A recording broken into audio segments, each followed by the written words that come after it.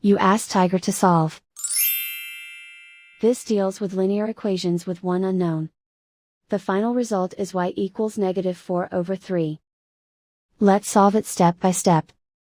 Swap sides. Group all constants on the right side of the equation. Subtract 5 from both sides.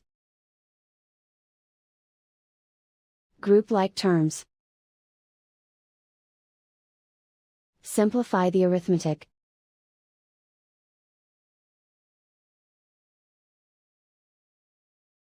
Isolate the y.